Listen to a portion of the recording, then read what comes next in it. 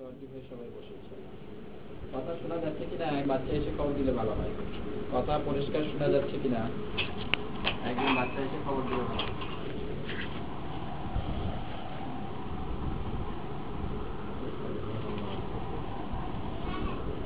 শোনা যাচ্ছে? এখনো কথা শুরু হচ্ছে, আমরা সবাই মোটামুটি ভাবে ইনশাল্লাহ বসি, এখনো কথা শুরু হবে।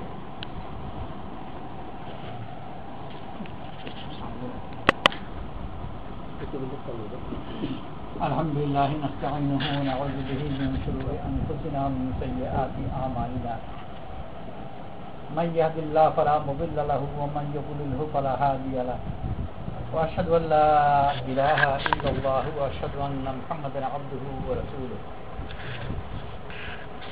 فأعوذ بالله من الشيطان الرجيم بسم الله الرحمن الرحيم قل إن كنتم تحبون الله فاتبعوني يحببكم الله وقال رسول الله صلى الله عليه وسلم يا أيها الناس قولوا لا إله إلا الله تفلحوا أو كما قال عليه الصلاة والسلام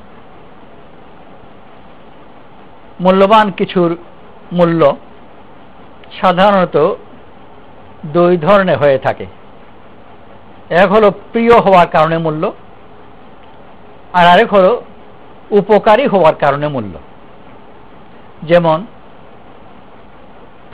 ফুলকে লোকে ভালোবাসে, ফুলের মধ্যে কোনো উপকারিতা নেই, কিন্তু প্রিয় হওয়ার কারণে বড় মূল্যবান। আবার যারা ফুল চাষ করে তারা দাম দিয়ে গোবরও কিনে। গোবর কোনো কারো কাছে প্রিয় নয়, পছন্দ করে না, কিন্তু উপকারী হওয়ার কারণে গোবরের মূল্য আছে। গোবরের মূল্য ওই প্রিয় ফুলের উপর নির্ভরশীল। যতদিন পর্যন্ত তার ফুলের বাগান আছে ততদিন পর্যন্ত কদর করে গোবর কিনবে, আর যখন ফুলের বাগান থাকবে না তখন তাকে যদি বিনা পয়সাও দেয় তবুও নেবে না, কারণ তখন তার কাছে ওটা কোনো মূল্যই নেই। যতদিন মূল্য ছিল নিজ দাবিতে নয়, মূল্য ছিল ফুলের কারণে। ওরকম মা অসুস্থ, মায়ের চিকিৎসার জন্য যত্নের জন্য ডাক্তার রেখেছে, নার্স রেখেছে। মায়ের মূল্য হলো প্রিয় হওয়ার কারণে, মাকে ভালোবাসি সেজন্য মূল্যবান। বিছানায় পড়ে আছেন, কোনো উপকারিতা নেই, বরং মায়ের জন্য সময়, শ্রম, অর্থ সব কিছু ব্যয় করতে হচ্ছে, আর উপকারিতার অর্থে বিনিময়ে কিছুই আসছে না। অপরদিকে ডাক্তার, নার্স এরা খুব উপকারী, কারণ ডাক্তার এবং নার্স উভয়েরই ও চিকিৎসার ব্যাপারে, যত্নের ব্যাপারে দক্ষতা আছে। সে দক্ষতা থাকার কারণে মায়ের চিকিৎসার জন্যে এবং মায়ের যত্নের জন্যে যত্ন করে ডাক্তার এবং নার্সকে রেখেছে। হতে পারে তাদের আচরণের কারণে পরিবারের কেউই এই ডাক্তারকে এবং এই নার্সকে পছন্দ করে না। তাদের চাল চলন ভালো নয়, কথাবার্তার ধরন ভালো নয়, পছন্দ করে না কেউই। কিন্তু পছন্দ না করা সত্ত্বেও তাদের পুরো মাত্রায় যত্ন হচ্ছে। এসি ঘর দিয়ে রেখেছে, যখন তখন তাদের সুবিধা মতো, পছন্দ মতো নাস্তা ইত্যাদি দেওয়া হয়। আরও খিদমতের জন্য জিজ্ঞেস করা হয় যে কিছু প্রয়োজন আছে কিনা, আর টাকা পয়সা তো দিচ্ছেই। এত মূল্য ডাক্তারের, নার্সের আসলে নিজ দাবিতে নয়, তাদের মূল্য হলো মায়ের কারণে। যদি মা ইন্তেকাল করেন অথবা ভালো হয়ে যান, এরপরে আর ডাক্তার বা নার্সের মূল্য থাকবে না, আর তাদেরকে রাখবে না। এমনকি তারা যদি এখন বলে যে আমাদেরকে কিছু টাকা পয়সা দিতে হবে না, নাস্তা টাস্তা দেওয়ারও দরকার নেই, শুধু থাকবার জায়গা হলেই হলো, তাতেও রাজি হবে না। অথচ কিছুদিন আগে অনেক বেশি যত্ন করে রেখেছে। তো ওই গোবর এবং ফুলের যে ধরনের সম্পর্ক, এখানেও প্রায় ওই ধরনের সম্পর্কই হলো। মায়ের কারণে এদের যত্ন ছিল, মায়ের যত্নের প্রয়োজন নেই, তারা অতিরিক্ত হয়ে গেল। রাসূল করিম সাল্লাল্লাহু আলাইহি ওয়াসাল্লাম মদিনাতে যখন তাশরীফ আনলেন, তো মদিনাবাসীকে কৃষি কাজ করতে দেখলেন। খেজুরের বাগান আছে, মক্কাতে নেই, মক্কাতে কোনো বাগান ছিল না, শুকনো জায়গা। খেজুরের বাগানের মধ্যে নর গাছ মাদ্দা গাছ আলাদা হয়। নর গাছের ফুলের ডাল এনে মাদ্দা গাছের সাথে বেঁধে দিতে হয়, তাতে পরাগায়ন বেশি হয় আর ফসল ভালো হয়। রাসূল করিম সাল্লাল্লাহু আলাইহি ওয়াসাল্লামের এটা জানা ছিল না। দেখে জিজ্ঞেস করলেন, এটা কেন করো? তারা বললেন যে আমরা এই জন্য করি, এটিকে আরবিতে ডেকে তালকিহ বলে, এটা এই জন্য করি। আর তারা ভাবলেন যে রাসূল করিম সাল্লাল্লাহু আলাইহি ওয়াসাল্লাম এই তালকিহ, এই কাজটাকে পছন্দ করেননি, আর সেই হিসেবে পরের বছর করলেন না, ফসল কমে গেল তালকিহ না করার কারণে। রাসূল করিম সাল্লাল্লাহু আলাইহি ওয়াসাল্লাম যখন জানলেন, তখন বললেন যে দুনিয়ার এইসব কাজ তোমরাই বেশি জানো, তোমরা যেভাবে জানবে সেভাবে করবে। রাসূল করিম সাল্লাল্লাহু আলাইহি ওয়াসাল্লাম এই ব্যাপারে কোনো দখল দিলেন না, হস্তক্ষেপ করলেন না, আদেশও দিলেন না, নিষেধও করলেন না। রাসূল করিম সাল্লাল্লাহু আলাইহি ওয়াসাল্লাম দুনিয়াতে এসেছেন মুআল্লিম হিসাবে, আর নিজের পরিচয় এভাবে দিয়েছেন, বুইস্তু মুআল্লিমান, আমি মুআল্লিম হিসাবে প্রেরিত হয়েছি। মুআল্লিমের কাজ হলো শিক্ষা দেওয়া। অথচ রাসূল করিম সাল্লাল্লাহু আলাইহি ওয়াসাল্লাম বললেন, তোমরা যেভাবে জানো সেভাবে করবে। তো এটা শিক্ষা কোথায় দিলেন? আবার ওই প্রশ্ন যে রাসূল করিম সাল্লাল্লাহু আলাইহি ওয়াসাল্লাম তাহলে কিসের শিক্ষক ছিলেন? তো রাসূল করিম সাল্লাল্লাহু আলাইহি ওয়াসাল্লাম ওই গোবর যেভাবে উপকারী হয়, বা ডাক্তার বা নার্স যেভাবে উপকারী হয়, বা দুনিয়ার নানান ধরনের দক্ষতা আমরা দেখি, এই দক্ষতার কারণে তারা উপকারী এবং বাজারে তাদের মূল্য আছে। কার কাছে? যার ঠেকা আছে। এই বিশেষ দক্ষতা সবার কাছে মূল্যবান নয়। ডাক্তারের মূল্য যদি রোগী থাকে, ইঞ্জিনিয়ারের মূল্য যখন তাকে বাড়ি বানাতে হচ্ছে বা কারখানা চালাতে হচ্ছে, উকিলের মূল্য যখন মোকদ্দমায় পড়েছে। কিন্তু এই বিশেষ অবস্থাগুলো সেরে গেলে তাদের আর মূল্য নেই, কারণ তাদের দক্ষতা এটা বিশেষ অবস্থায় উপকারী, আর সেই অবস্থায় যে পতিত তার কাছে এটা মূল্য আছে। এর বাইরে চলে গেলে এটা কোনো মূল্য নেই। কিন্তু প্রিয় তার গুণের কারণে এটার মূল্য সবার কাছে। ফুল সবাই ভালোবাসে, ধনীও গরিবও, রাজাও প্রজাও, সুস্থ অসুস্থ, এমনকি ফুল এত ব্যাপক তার মূল্য যে জীবদ্দশায় এটাকে পছন্দ করে। আর অনেক জাতি তাদের মৃতদের কবর উপরও গিয়ে ফুল রেখে আসে, কারণ দুনিয়াতে এটা মূল্য এত বেশি দেখেছে। এতে ধারণা হচ্ছে সম্ভবত যে কবরেও বোধহয় এটার উপকারিতা থাকবে, তো সেজন্য কবরে গিয়ে ফুল রেখে আসে। কারণ দুনিয়াতে এর কদর বড় ব্যাপক দেখা যায়। যে ধরনের দুনিয়াতে কোন একটা কদর যা সাময়িক, স্ক্রুড্রাইভারের কাজ আছে, প্রায় বাড়িতে স্ক্রুড্রাইভারের প্রয়োজন হয়, একটা স্ক্রু লাগাবার জন্য হাতুড়ির প্রয়োজন হয়। তো কোনো সমাজে দেখা যায় না যে স্ক্রুড্রাইভার, হাতুড়ি এগুলো কবরে গিয়ে রেখে আসছে যে কাজে লাগতে পারে। কারণ দুনিয়াতেও তার উপকারিতা বা ব্যবহার অত ব্যাপক নয়। কিন্তু ফুলের কদর ব্যাপক হওয়ার কারণে বিভিন্ন জাতির কাছে এটা পাওয়া যায় যে তাদের মৃতদেরকেও ফুল দেয়। জীবিত অবস্থায় সবসময় তার মূল্য আছে। রাসূল করিম সাল্লাল্লাহু আলাইহি ওয়াসাল্লাম আল্লাহর তরফ থেকে মানুষের কাছে এসেছেন মানুষকে মূল্যবান বানাবার জন্য, ওই জাতীয় মূল্য যেটা প্রিয় হওয়ার কারণে হয়, উপকারিতার কারণে নয়। উপকারিতা বড় সাময়িক আর ব্যাপক নয়, সবার কাছে সার্বজনীন নয়, কিন্তু প্রিয় সার্বজনীন, সবার কাছে সব অবস্থায় প্রিয়। সুখে দুঃখে, বিয়ে বাড়িতে, মরা বাড়িতে, সুগন্ধি চর্চা সব জায়গায় আছে। দুনিয়াতে আমরা যে নিজেদেরকে মূল্যবান বানাতে চাই বা সব সভ্যতাগুলো নানান ধরনের মেহনত, শিক্ষা, প্রশিক্ষণ আবিষ্কার করেছে মানুষকে মূল্যবান বানাবার জন্য। এই যে মূল্যবান হয় সে মূল্য একটা বিশেষ বাজারের পরিপ্রেক্ষিতে হয়। আজকাল ইউনিভার্সিটিতে ভর্তি হওয়ার আগে ছেলেরা খোঁজ করে যে কোন সাবজেক্ট ভালো। ওর প্রশ্ন হচ্ছে আসলে যে কোন সাবজেক্টে পাস করলে চাকরির জন্য বাজারে ভালো দাম পাবে।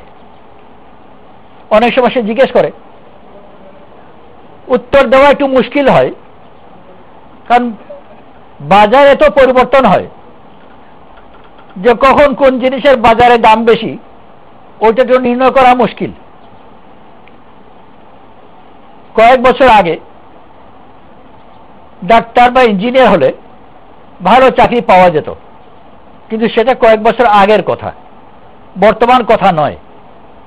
বর্তমানে অনেক ডাক্তার চাকরি পাচ্ছে না, অনেক ইঞ্জিনিয়ার চাকরি পাচ্ছে না, কিন্তু কথাটা গ্রামে এখনো পৌঁছায়নি। গ্রামবাসী এখনো ধারণা করে যে ডাক্তার বা ইঞ্জিনিয়ার হলে চাকরি পেয়ে হয়ে যাবে। সেই জন্য ছোট ছেলেকে জিজ্ঞেস করলে অনেকে যে তুমি কি হতে চাও, ওরা দুই শব্দ মিলিয়ে এক শব্দ বানিয়েছে, ডাক্তার ইঞ্জিনিয়ার হতে চাই। কারণ ওইটার তার ধারণা যে বাজারে ভালো দাম। দাম তো এখনই পড়ে গেছে, আর ওই ছোট বাচ্চা যখন বড় হবে তখন বাজারে অবস্থা কি যে হবে ওটা বলা একেবারেই অসম্ভব। কিন্তু দুনিয়ার শিক্ষা বা প্রশিক্ষণ এগুলো এই ধরনেরই, কখন কোনটার দাম বেড়ে যায় ওইটা কোনো ঠিক নেই। গরমের দিনে বরফ বিক্রি করছে, আজকাল তো শহরে আর বরফ বিক্রি হয় না, কারণ প্রায় বাড়িতে নিজেদেরই ফ্রিজ আছে। কিন্তু আমরা যখন ছোট ছিলাম ঘরে ঘরে ফ্রিজ ছিল না, খুব কম বাড়িতে ছিল, এটা বিরল জিনিস। আর গরমের সময় রোজাতে বিকেলবেলা এসে বরফ বিক্রি হয়তো সবটবোধ করবে, ভালো বিক্রি হচ্ছে, সে ভালো দাম চাচ্ছে, কম দামে দিচ্ছেও না। এমন সময় এলো বৈশাখী ঝড়, আর বাতাস হয়ে গেলে একেবারে ঠান্ডা, বরফের দামগুলো পড়ে।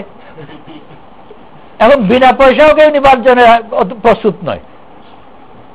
তো কখন কোন বাতাস আসে আর দাম পড়ে যায় বলা মুশকিল।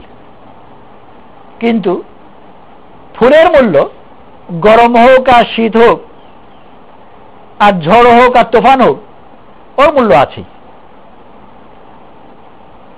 বাড়িতে ছেলেরা যে যায়, মা বাপ থাকার কারণে যায়, যদিও গেলে মা বাপ তাদের সাধ্যমতো পিঠা হোক আর রান্না হোক করে খাওয়ায়, কিন্তু যে ছেলে যাচ্ছে বাড়িতে ওই মায়ের খাওয়ার জন্য যায় না, ও যা তো মায়ের জন্য, বাপের কাছ থেকে কিছু পাওয়ার জন্য যায় না, বাপের কাছেই যায়। এমনকি মারা গেলে পরে তবুও যায়, ও কবরের কাছে যায়, কারণ সে প্রিয়। আল্লাহ তাআলা আম্বিয়া আলাইহিস সালাতু ওয়াস সালামকে পাঠিয়েছেন মানুষকে প্রিয় বানাবার জন্য। এই জন্য রাসূল করিম সাল্লাল্লাহু আলাইহি ওয়াসাল্লাম ওই খেজুরের চাষের ব্যাপারে তাদেরকে পরিষ্কার বলে দিলেন যে এইসব দুনিয়ার কাজ তোমরাই ভালো জানো, যেভাবে করবে তোমরা যেভাবে জানো সেভাবেই করো। দুনিয়ার কাজের মধ্যে কৃষিকাজ সবচেয়ে বেশি গুরুত্বপূর্ণ। ঐতিহাসিক বলেন বা সমাজ বিজ্ঞানে ইতিহাস যারা চর্চা করেন তারা বলেন যে সব সভ্যতার উৎপত্তি কৃষিকাজে, অন্যান্য কাজ পরবর্তীতে এসেছে। আর এখনো শহরবাসী যদিও কৃষিকাজ করে না, কিন্তু খায় ভাতই। ওই ইলেকট্রনিক ফ্যাক্টরিতে যে কাজ করে ও কিন্তু চিপস খায় না, ওই ভাতই খায়। আর খাওয়ার জন্য যে চিপস ওইটাও সিলিকনেরও নয়, ওটা তো আলুর চিপ খায়। তো যত উন্নত সভ্যতা হোক না কেন কৃষিকাজের কাছে ঠেকা আছেই আছে, আর ও থাকবেই। বাকি অন্যান্য সভ্যতা প্রযুক্তি টযুক্তি সব ধ্বংস হয়ে যাক, জাতি উপবাসে মরে যাবে না, কম্পিউটারগুলো সব বন্ধ হয়ে যাবে, কেউ মরে যাবে না। তো ভাত না থাকলে মুশকিল আছে, ওই প্রোগ্রাম দিয়ে ভাতের বদল হবে না। তো কৃষিকাজের ব্যাপারেই রাসূল সাল্লাল্লাহু আলাইহি ওয়াসাল্লাম বলে দিলেন যে এসব কাজ তোমরা ভালো জানো, এরপরে অন্যান্য কাজের তো উল্লেখের প্রয়োজনই নেই, দুনিয়াবি কাজের মধ্যে সবচেয়ে গুরুত্বপূর্ণ কাজ যেটা ওটাকেও আলাদা করে দিলেন, বাকি কাজগুলো তো এর মোকাবেলায় তুচ্ছ। রাসূল সাল্লাল্লাহু আলাইহি ওয়াসাল্লামের আগমন তাহলে কিসের জন্য? রাসূল কারীম সাল্লাল্লাহু আলাইহি ওয়াসাল্লামের আগমন একটা কাজের জন্যই, দুনিয়াতে মানুষের উপর মেহনত করে তাকে সুন্দর বানানো, যেন সে মাহবুব হয়। দুনিয়াতে ওই কাজ যদিও নেই, কিন্তু তার কাছাকাছি ধরনের জাহিরি সুরতের দিকে, হকিকত তো একেবারেই ভিন্ন, জাহিরি সুরতের দিকে ওইটার সাথে বড় দুর্বল ধরনের একটা তুলনা করা যেতে পারে, কিন্তু তুলনা করতে আমার কাছে বড় অস্বস্তিও লাগছে বেয়াদবির কারণে, কিন্তু আবার বোঝার সাহায্যের জন্য করতে ইচ্ছা হচ্ছে। আর সেটা হচ্ছে বিউটি পার্লার, যেখানে নিজেকে কাউকে সাজায়। কেন সাজায়? যেন সে সুন্দর হয়, যে দেখছে সে যেন তাকে পছন্দ করে, সুন্দর বাড়াবার জন্য। ও বিউটি পার্লারে বসে ঘন্টা পর ঘন্টা অনেক সময় সাধনা করে, মেহনত করা হয়, ওখানে তাকে কোনো ধরনের কোনো কাজও শিখায় না, কোনো দক্ষতাও দেয় না, তাকে শুধু সাজায়। আর এটা হলো শুধু জাহিরি একটা তার দৈহিক সাজানো। আর নবীদের আগমন হচ্ছে এটা সম্পূর্ণ মানুষকে, তার অভ্যন্তরকে সাজানো এমন ভাবে যে সে যেন আল্লাহর কাছে মাহবুব হয়ে যায়। আর দিন এই জন্যেই, এইটাই দিনের সংজ্ঞা বলা যেতে পারে। আল্লাহ তাআলা রাসূল করিম সাল্লাল্লাহু আলাইহি ওয়াসাল্লামকে বলেছেন, কুল ইন কুনতুম তুহিব্বুনাল্লাহ ফাত্তাবিউনি ইউহিব্বুকুমুল্লাহ, যদি তোমরা আল্লাহকে ভালোবাসো আমার অনুসরণ করো, আল্লাহ তোমাকে ভালোবাসবে। রাসূল করিম সাল্লাল্লাহু আলাইহি ওয়াসাল্লাম অনুসরণ কি? নামাজ পড়া, রোজা রাখা, যাকাত দেওয়া, হজ করা, আরো যত কিছু শরীয়তের আহকাম আছে, ফরজ, ওয়াজিব, সুন্নত, নফল, মুস্তাহাব, সব কিছু রাসূল সাল্লাল্লাহু আলাইহি ওয়াসাল্লামের অনুসরণ। আর সব অনুসরণকে মাত্র একটা কথার জন্য বলা হয়েছে যে আল্লাহ তোমাকে ভালোবাসবে। এই জন্য সম্পূর্ণ শরীয়তের এই এক বাক্যের একটা লক্ষ্য, যে আল্লাহর কাছে যেন মাহবুব হয়ে যায়। রাসূল সাল্লাল্লাহু আলাইহি ওয়াসাল্লাম মেহনত করে প্রথম তো দুনিয়ার মানুষের ধ্যানকে, তার লক্ষ্যের পরিবর্তন করেছেন, যে আমি বাজারে দামি হই, ঠেকা যে পড়েছে তার কাছে মূল্যবান হই, ওই জাতীয় লক্ষ্য নয়, বরং লক্ষ্য যে আমি আল্লাহর কাছে যেন প্রিয় হই। আবার বলছি, পুরা দুনিয়াতে যত ধরনের মেহনত আছে, সব মেহনতগুলো ওই সমাজের নানান ধরনের ঠেকার কথা চিন্তা করে নিজেকে প্রস্তুত করে। কখনো কখনো বলে যে ইলেকট্রনিক্সের কাজ শিখি। কেন কাজ শিখি? যদি ইলেকট্রনিক্সের কাজ একটু ভালো করে জানতে পারি। আজকাল মানুষ ঘরে ঘরে নানান ধরনের ইলেকট্রনিক যন্ত্রপাতি রাখে, আর এগুলো তো প্রায়ই খারাপ হয়। ইলেকট্রনিক্সের কাজ জানলে মোটামুটি একটা ভালো প্র্যাকটিস করা যাবে। অফিসে একটা যন্ত্রপাতি মেনটেন্যান্সের চাকরি হতে পারে, বা কিছুই হলো না, একটা দোকান দিলাম, সাইনবোর্ড টাঙালাম যে ইলেকট্রনিক যন্ত্রপাতি ঠিক করা জানি, তো পড়ার লোকেও সে তাদের ছোটখাটো জিনিসের জন্য ডাকবে। অর্থাৎ ও নিজের সম্পূর্ণ জীবনের প্রস্তুতি নিচ্ছে, তার আগে খোঁজ করছে যে ঠেকায় কারা পড়ে। তো ইলেকট্রনিক্স ওয়ালাদের একটা ঠেকার সম্ভাবনা দেখা যাচ্ছে। তো সেই হিসাবে নিজেকে প্রস্তুত করছে যে যত লোক ঠেকায় পড়বে তত লোক আমার কাছে আসবে। তো দুনিয়ার সব পেশাগুলি ওরকম, বড় ভালো, কিন্তু ভালো এর সাথে অনেক মন্দও জড়িত।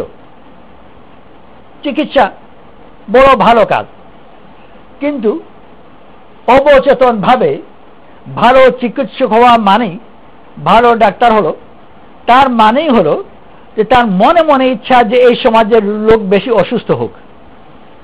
সমাজের রোগ যত বাড়বে আমার দাম তত বাড়বে।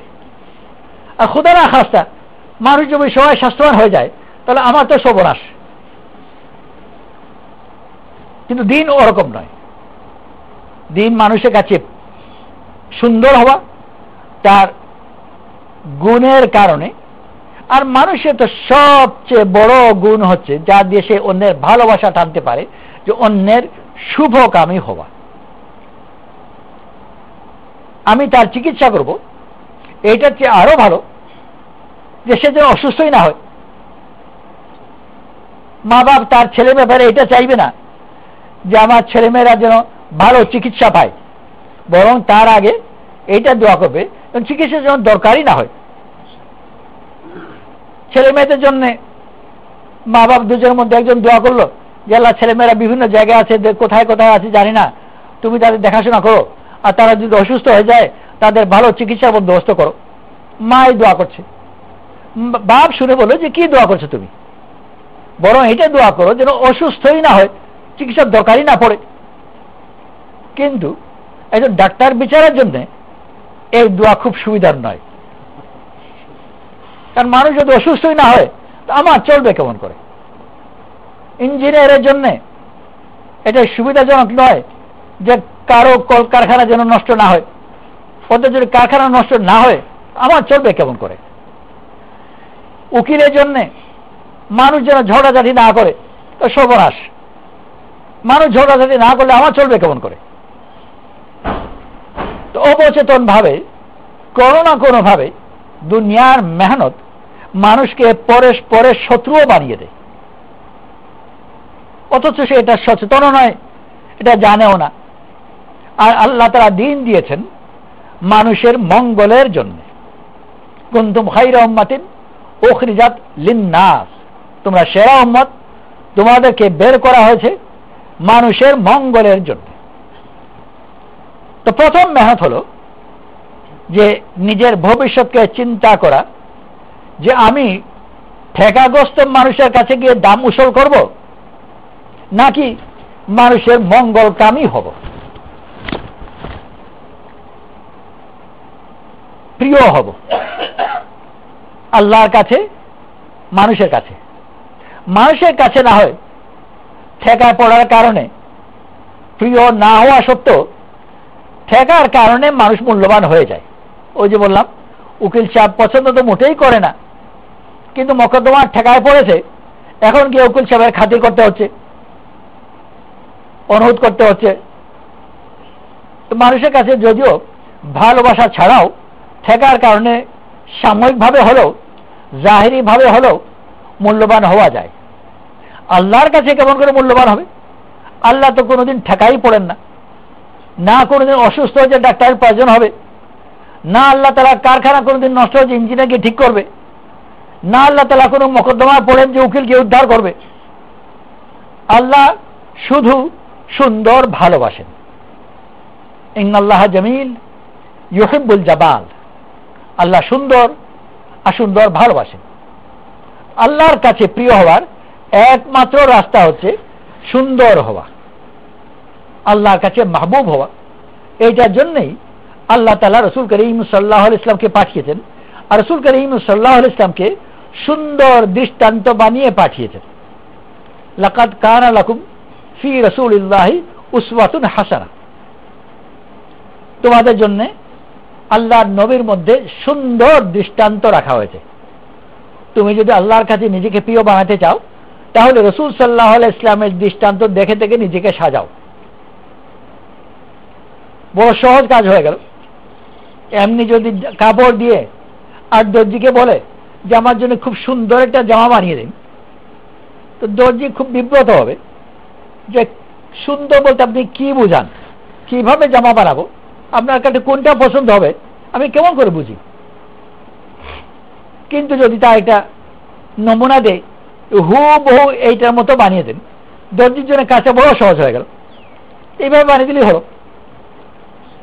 আল্লাহ তাআলা দুনিয়ার মানুষের জন্য কাজটা বড় সহজ করেছেন যে রাসূল করিম সাল্লাল্লাহু আলাইহি ওয়াসাল্লামকে জীবন্ত দৃষ্টান্ত দিয়ে পাঠিয়েছেন, যিনি আমাদের মতোই ঘর সংসার করতেন, বিয়ে শাদী করতেন, বাজারে যেতেন, গরমের সময় পিপাসা লাগতো, না খেলে ক্ষুধা লাগতো, ঘুমের প্রয়োজন হতো, অর্থাৎ একজন মানুষের মতো মানুষ, বাশারুম মিসলুকুম, তোমাদেরই মতো মানুষ বানিয়ে পাঠিয়েছেন, যাতে যে কোনো কেউ রাসূল সাল্লাল্লাহু আলাইহি ওয়াসাল্লামকে নিজের অনুসরণ অনুকরণ যোগ্য মনে করে।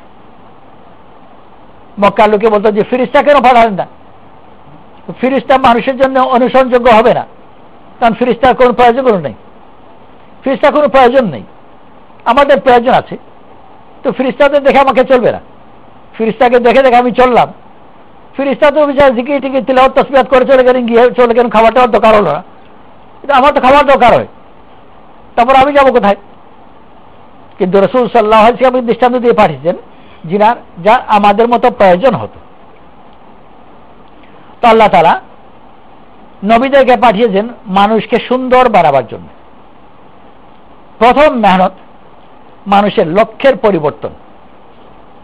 রাসূল করিম সাল্লাল্লাহু আলাইহি ওয়াসাল্লাম যখন এই মেহনত করলেন, সাহাবাদের লক্ষ্যের মধ্যে পরিবর্তন হলো। এখন আমি কি চাই, সেই হিসাবে একজন সাহাবী রাসূল করিম সাল্লাল্লাহু আলাইহি ওয়াসাল্লামকে জিজ্ঞেস করলেন, ইয়া রাসূলুল্লাহ, কি করলে আল্লাহ আমাকে ভালোবাসবে, মানুষও আমাকে ভালোবাসবে? এই প্রশ্ন জাগলো। এই প্রশ্ন মনের ভিতর জাগা, এটাই হিদায়াতের 12 আনা বা তার চেয়েও বেশি, যে আল্লাহর জন্য আমাকে ভালোবাসে। যার মনের ভিতর এই কথাটা জেগে গেল, ও তো হিদায়াতে এসেই গেছে। দুর্ভাগ্যের কথা, দুনিয়ার বেশিরভাগ মানুষের মনে এই প্রশ্নই নেই যে কেমন করে আমি প্রিয় হব বা কেমন করে আমাকে ভালোবাসবে। এই যে লাখো লাখো মানুষ নানান ধরনের শিক্ষার পেছনে দৌড়াচ্ছে, মা তাদের ছোট বাচ্চাদেরকে নিয়ে নার্সারিতে, বেবি ক্লাসে, কেজিতে, কোনো কোনো জায়গায় ভর্তি করাচ্ছে, আর এত কষ্ট করছে। লক্ষ্য এটা নয় যে ও যেন প্রিয় হয়, বরং লক্ষ্য ওর যেন বাজার দর ভালো হয়। পরবর্তীতে প্রিয় হওয়ার লক্ষ্যই নয়। সেই হিসাবে রাসূল সাল্লাল্লাহু আলাইহি ওয়াসাল্লাম মেহনত এটাই ছিল যে কেমন করে প্রিয় হব। সব সাহাবাদের উপরে এক মেহনত করেছেন, আর মেহনতে যারা অগ্রসর হয়ে গেছেন তাদেরকে আল্লাহ তাআলা ঠিকই প্রিয় বানিয়ে দিয়েছে, মাহবুব। আজও তারা মাহবুব। সাহাবাদের অনেকের অনেক ধরনের দক্ষতা ছিল দুনিয়ার বিভিন্ন কাজে, কিন্তু আমাদের কাছে তাদের যে মূল্য, তাদের ওই দক্ষতার কারণে নয়, বরং তাদের মাহবুবিয়তের কারণে, তাদের প্রিয় হওয়ার সিফতের কারণে। আবু বকর সিদ্দিক রাদিয়াল্লাহু আনহু উট দোয়ানোর ব্যাপারে, দুধ বের করার ব্যাপারে খুব দক্ষ ছিলেন। দোয়াতে গেলে, বিশেষ করে উটের ব্যাপারে 2 ধরনের দোয়ানো আছে। এক হলো দুধ হিসাবেই রাখবে, আর এক হলো ওটা থেকে মাখন বের করবে। মাখন বের করবার জন্য দুধকে ঘাটতে হয়। দুধ দোয়ানোর সময় এক ধরনের দোয়ানোতে, ওই দোয়ানোর সময় দুধ অনেকটা বের হয়ে যায়, সেটা হলো সরাসরি বার থেকে গিয়ে দুধের মধ্যে পড়বে আর ফেনা উঠবে, আর ওখান থেকে মাখন বের করা পরবর্তীতে সহজ হবে। আর আরেক হলো দুধকে বের করে বার থেকে গিয়ে সরাসরি দুধে পড়বে না, দেয়ালে, বাটির দেয়ালে পড়বে, আর ওখান থেকে নিচে পড়বে, এইভাবে ফেনা উঠবে না। তো ফেনা উঠানো আর ফেনা উঠানো ছাড়া 2 ধরনের দোয়ানো হয়। হাত পাকা না হলে এটা পারবে না, এদিক ওদিক চলে যাবে। আর যার হাত খুব পাকা, সে যেভাবে চায় সেভাবে করবে। আমাদের দেশে যারা ভালো দুধ দোয়াতে জানে, আজকাল ওগুলো খুব বেশি নেই, আগে বাটির পরিবর্তে বাঁশের বানাতো, লম্বা বাটি হিসাবে। বাঁশের তো মুখটা ছোট, কিন্তু এই ছোট মুখে নিয়ে দুধ দোয়াতো, আর দুধ বাইরে পড়তো না, তার হাত এতই পাকা। আর হাত যদি পাকা না হয়, তাহলে বালতিতে দুধ দোয়া, তাও বাইরে পড়ে যায়। তো আবু বকর সিদ্দিক রাদিয়াল্লাহু আনহু দুধ দোয়াতেন, প্রতিবেশীদের দুধও দোয়াতেন। আর মেয়ের এসে বলতো যে আমাকে দুধ দুয়ে দেন, উনি জিজ্ঞেস করতেন যে কিভাবে দোয়াবো। তার 2টো স্বতন্ত্র আরবিতে নামও আছে, একটা ফেনা তুলে দোয়ানো, একটা ফেনা ছাড়া। যেভাবে বলতো সেভাবে করে দিতেন। তো বড় দক্ষতা ছিল। আমাদের কাছে যে আজ আবু বকর সিদ্দিক রাদিয়াল্লাহু আনহুর মূল্য আছে, কদর আছে, এটা ওনার দক্ষতার কারণে নয়, বরং ওনার মধ্যে যে সৌন্দর্য ছিল, যে সৌন্দর্যের কারণে আল্লাহর কাছে উনি মাহবুব হয়েছেন, আল্লাহ রসুলের কাছে মাহবুব হয়েছেন, সব মুমিনদের কাছে মাহবুব হয়েছেন। ওই রুহানি সৌন্দর্যের কারণে আমাদের কাছেও মাহবুব। খলিফা হয়ে গেলেন। খলিফা হওয়ার কারণে প্রতিবেশী যে দুধ দোয়াতেন তারা ভাবলো, তাদের ছোট মেয়ে ছিল, ছোট মেয়ে বলল, এখন তো উনি খলিফা হয়ে গেছেন, এখন আর আমাদের দুধ দুইয়ে দেবেন না। আবু বকর সিদ্দিক রাদিয়াল্লাহু আনহু যখন শুনলেন, উনি বলেন, না, আমি এখন আমি দেব। আর খলিফা হওয়ার পরেও, এত কাজ দায়িত্ব থাকার পরেও নিয়মিত তাদের দুধ দুইয়ে দিতেন। আর বাচ্চা মেয়েকে জিজ্ঞেস করতেন যে কিভাবে দেব, ফেনা তুলে না ফেনা ছাড়া, বলতো, সেভাবে করে দিতেন। এই যে বিরাট একটা দক্ষতা দুধ দোয়ানোর ব্যাপারে, ওই দক্ষতার আমাদের কাছে কোনো মূল্য নেই। আমরা এখানে যারা আছি, আমরা কেউ উটের মালিকও না, উট দোয়াতেও হয় না, আর দোয়ানো জানে না জানে কিচ্ছু আসে যায় না। কিন্তু খলিফা হওয়া সত্ত্বেও প্রতিবেশীর এই ছোট্ট একটা কাজ যে করে দিচ্ছেন, অহংকার করছেন না, ব্যস্ততার উজর পেশ করছেন না, কাজগুলো করে দিচ্ছেন, এর ভিতর যে একটা গভীর সৌন্দর্য আছে, ওই সৌন্দর্যের মূল্য কিয়ামত পর্যন্ত মানুষের কাছে থাকবে। শুধু মুসলমানের কাছে নয়, কাফির হোক, মুশরিক হোক, ফাসিক হোক, ফাজির হোক, মুত্তাকি হোক, পরহেজগার হোক, সুন্দর তো সবার কাছেই সুন্দর। যেরকম গোলাপ ফুল চোর ডাকাতের কাছেও সুন্দর, পুলিশ দরবেশের কাছেও সুন্দর। সন্ধ্যায় সূর্য ডুবছে, সুন্দর মেঘের উপর রং পড়েছে, সুন্দর লাগছে। যে চুরি করে বাড়ি ফিরছে বা চুরি করতে যাচ্ছে তার কাছেও সুন্দর লাগে, আর যে দরবেশ জিকির করার জন্য প্রস্তুতি নিচ্ছে তার কাছেও সমান সুন্দর লাগে। সুন্দর তো সুন্দরী। আবু বকর সিদ্দিক রাদিয়াল্লাহু আনহুর এই যে সিফতগুলো, এগুলো সবার কাছে সুন্দর। মুমিনের কাছে, কাফিরের কাছে, মুত্তাকির কাছে, ফাজিরের কাছে, সবার কাছে সুন্দর, আর কিয়ামত পর্যন্ত সুন্দর থাকবে। কিন্তু মানুষের দক্ষতা, ওগুলো তো হাতের পরিবর্তনের সাথে বদলে যায়। সেই জন্য দেখা যায় যে কিছুদিন আগে যেসব সাবজেক্টকে ছেলেরা বা তাদের অভিভাবকরা ভালো সাবজেক্ট বলতো, আজকাল ওই সাবজেক্টগুলোকে আর ভালো সাবজেক্ট বলে না, কারণ দর পড়ে গেছে। এর মোকাবেলায় অন্যান্য কিছু সাবজেক্ট যেগুলোকে মন্দ বলতো, সেগুলো আবার দর উঠছে। ছোট থাকতে আমরা কথা শুনেছি, যার নাই কোনো গতি সে করে ওকালতি। তখন এটা বাজার দর ভালো ছিল না, বর্তমানে আবার দাম উঠতির দিকে। সেজন্য ল ডিপার্টমেন্টে ভর্তি হওয়ার চাপ খুব বেশি। আর যদি কেউ ভর্তি হতে পারে তাহলে খুব বুক ফিল হয়ে বলেছে লতে ভর্তি হয়েছে। অথচ আগে এক সময় ল পড়লেও এটা লুকাতো, আর বিশেষ করে শ্বশুর বাড়ি কেউ যেন খবর না পায় যে লুকিয়ে লুকিয়ে ল পড়ছে, কারণ গতি না থাকার প্রমাণ। তো দর উঠে নামে, কিন্তু সৌন্দর্য উঠেও না, নামেও না, সব সময় উঠেই আছে, ওটা কোনদিন নামবে না। আল্লাহ তাআলা আম্বিয়া আলাইহিস সালাতু ওয়াস সালামকে পাঠিয়েছেন আল্লাহর কাছে মাহবুব বানাবার জন্য। বলে, ইন কুনতুম তুহিব্বুনাল্লাহ ফাত্তাবিউনি ইউহিব্বুকুমুল্লাহ। আর আল্লাহর কাছে যে মাহবুব হয়ে যায়, আল্লাহ তাকে ভালোবাসে। ভালোবাসে যে আর উপকারী যে, দুজনের ব্যাপারে আচরণে বড় পার্থক্য। মাকে ভালোবাসে, আর ডাক্তার উপকারী। ওই ডাক্তার সম্বন্ধে কেউ যদি খারাপ কথা বলে, যে তোমার মার চিকিৎসা কে করছে, অমুক ডাক্তার, ও চোর, তুমি বললাম আমাদের শুনেছি খুব ভালো সার্জন। না, ডাক্তার হিসেবে সে খুব ভালো, খুবই দক্ষ ডাক্তার, জানি, কিন্তু অসৎ লোক, চোর একটা হতে পারে, তাতে আমার কি? আমি ডাক্তার হিসেবে তাকে রেখেছি, চোর হোক না ডাক্তার, তাতে আমার কি? ওর ডাক্তারকে যে লোক যে চোর বললো, তার কিঞ্চিত রাগও হলো না। ওর মা সম্বন্ধে যদি এরকম কথা বলে তো জিন্দা ফিরে যাওয়া মুশকিল হতো। কারণ মা মাহবুব ওর সম্বন্ধে কোনো খারাপ কথা সে সহ্য করবে না। এমনকি সত্যি সত্যি যদি চোর হয় আর ছেলে জানেও, তবুও যদি কেউ বলে যে তোর মা তো চোরনি, ওকে ধরে পিটাবে। কারণ সে চোর হোক আর ডাকাত হোক, যাই হোক, অন্য জায়গায় হতে পারে, আমি তাকে মা হিসেবে ভালোবাসি।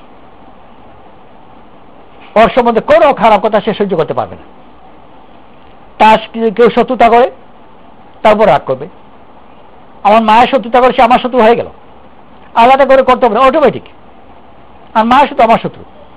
ওর ডাক্তারের যদি শত্রু হয় আর আপনি খবর পাই, এটা ওদের ব্যাপার, আমার ওখানে নাক গলাবার কি দরকার? কিন্তু নিজের মা বাবার ব্যাপারে, নিজের প্রিয়জনের ব্যাপারে এই কথা বলবো যে নাক গলাবার কি দরকার, আমি গিয়ে ঝাঁপিয়ে পড়বো। আল্লাহ তাআলাও উনার প্রিয় বন্দাদের ব্যাপারে আচরণ আলাদা। মান আদা লি ওয়ালিয়ান ফাকাদ আযানতু বিল হারব।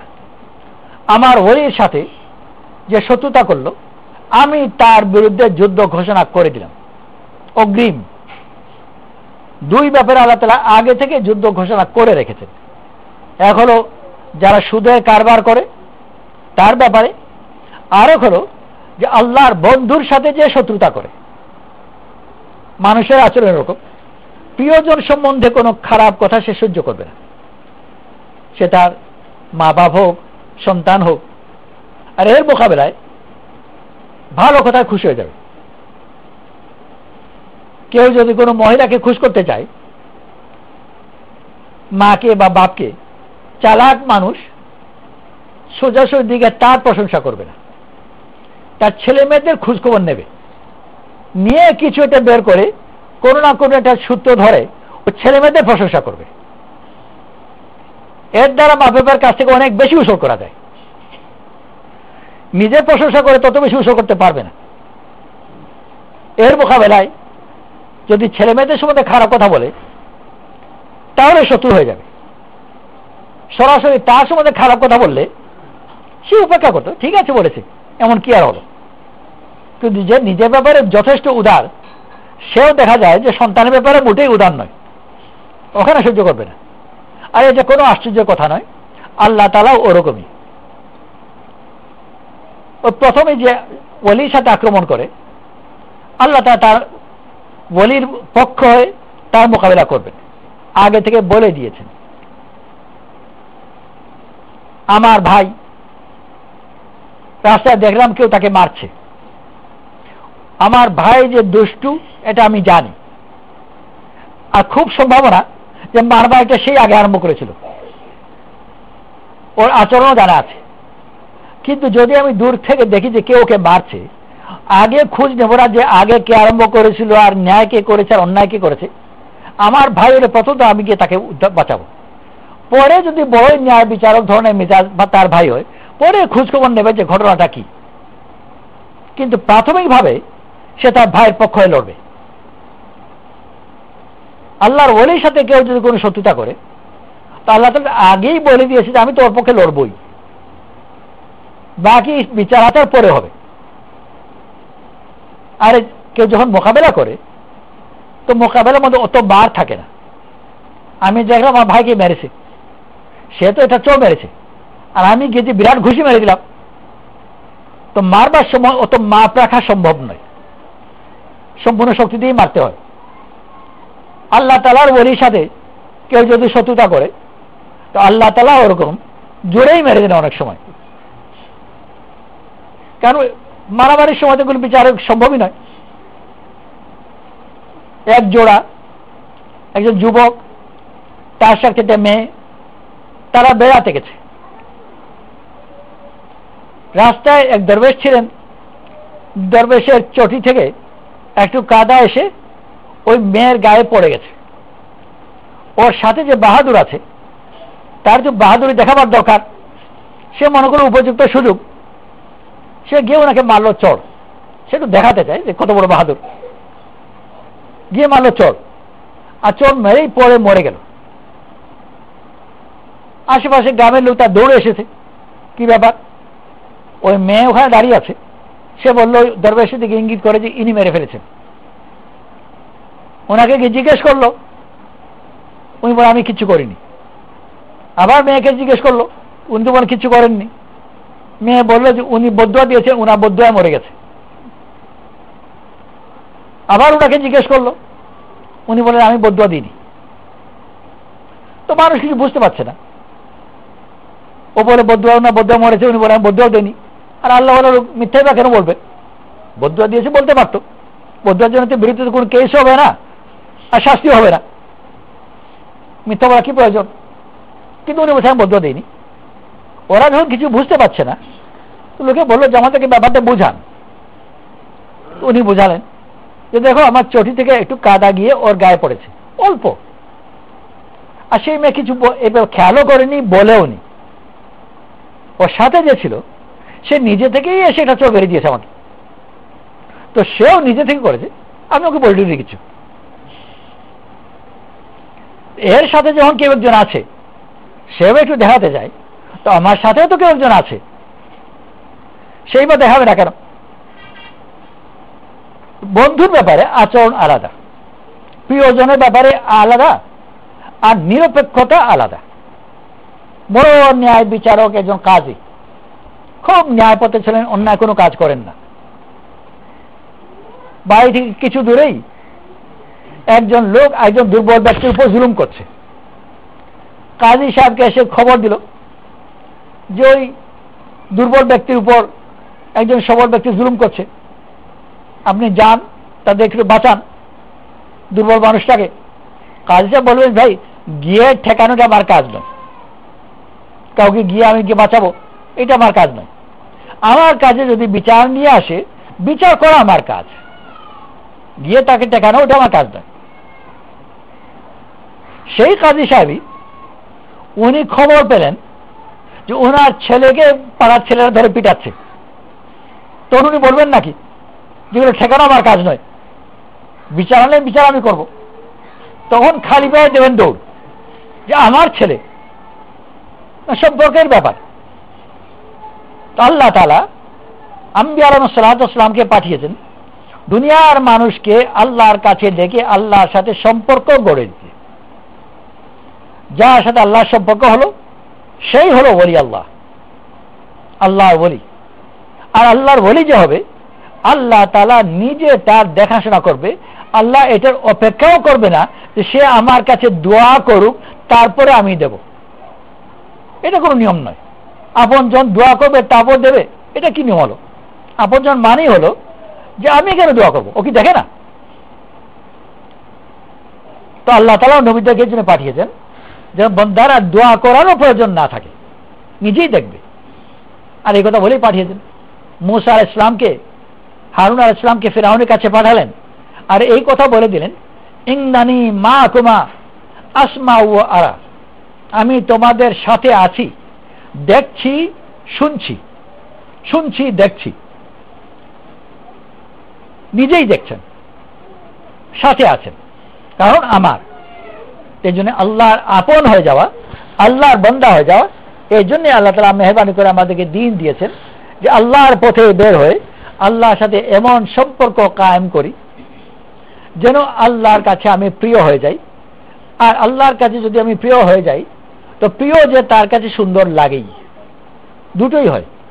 সুন্দরের কারণে প্রিয় হয়, আর প্রিয়র কারণে সুন্দর হয়, দুটোই। সুন্দর সেই জন্য তার সাথে সম্পর্ক করলো, এটাও হয়ে থাকে। আর সম্পর্ক থাকার কারণে তার সুন্দর লাগছে, এটাও হয়। ছোট বাচ্চা, কারো ছেলে, কারো নাতি বাড়ির, কারো ভাই না কারো ভাতিজা, প্রিয় সবার, ও যা করে তাই সুন্দর। ও যদি বিছানার মাঝখানে দাঁড়িয়ে দিয়ে পেশাব করে দেয় তো তাও সুন্দর, কেউ রাগ করে না। গোটা বাড়িতে এতজন লোক রাগ করলো না, অথচ গ্লাসের পানি গ্লাসে ঠিক মতো না ধরার কারণে বিছানায় একটু পানি পড়ে গেল, তার জন্য কিছুক্ষণ আগে কত রাগারাগি হয়েছে। দেখতে পার না অন্ধের মতো রাখি, বিছানা ভিজিয়ে দিলে। আর বাচ্চাদের পেশাব করে দিল, তো কেউ রাগ করলো না, কারণ ও প্রিয়। তো প্রিয় যদি হয় ওর সবই ভালো লাগে, আবার তার উল্টো হয়, ভালো লাগার কারণে তার সাথে সম্পর্ক করে। বিয়ে শাদী যেরকম কোনো কারণে ভালো লেগেছে, এখন সম্পর্ক করে নিল, আর সম্পর্ক করে নেওয়ার কারণে আরো বেশি ভালো লাগছে। আল্লাহ তাআলা আম্বিয়া আলাইহিস সালাতু ওয়াস সালামকে পাঠিয়েছেন দুনিয়ার মানুষকে ডাকতে, যেন আল্লাহর সাথে সম্পর্ক করে নেয় আর আল্লাহর কাছে মাহবুব হয়ে যায়। যে আল্লাহর কাছে মাহবুব হবে, আল্লাহ তাআলাই গোটা জগতের কাছে তাকে মাহবুব বানিয়ে দেবেন, কারণ দিলের মালিক আল্লাহ। যেরকম আল্লাহ তাআলা সব জমানার ওলি আল্লাহদেরকে মানুষের কাছে মাহবুব বানিয়ে দিয়েছেন। দিল্লিতে হযরত নিজামুদ্দিন আউলিয়া যে মাজারের কাছে যে স্টেশন, ওই রেল স্টেশনের নাম হচ্ছে হযরত নিজামুদ্দিন আউলিয়া।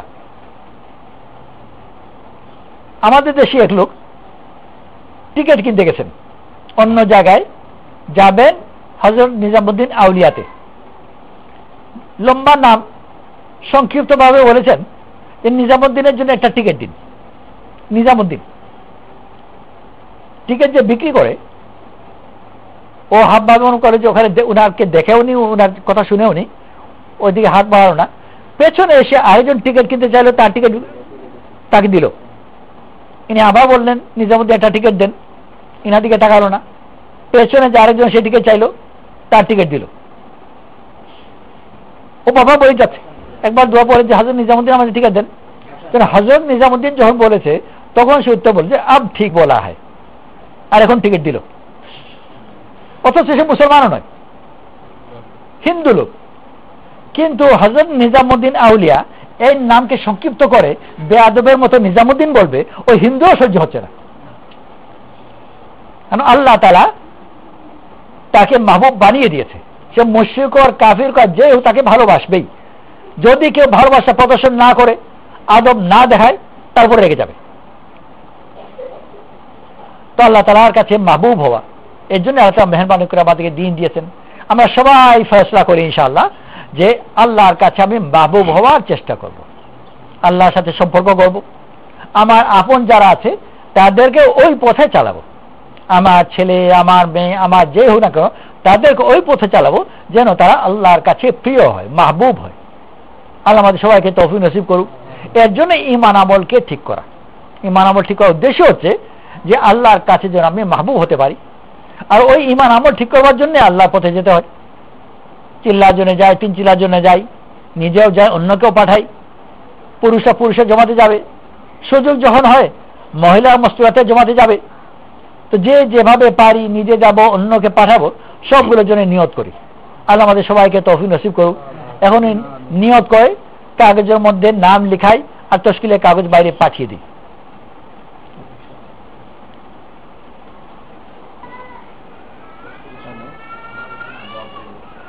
কিরকম তো অনেক কিরকম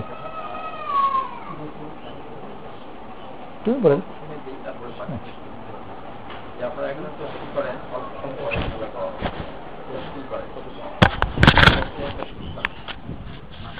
নগদ জমাতের জন্য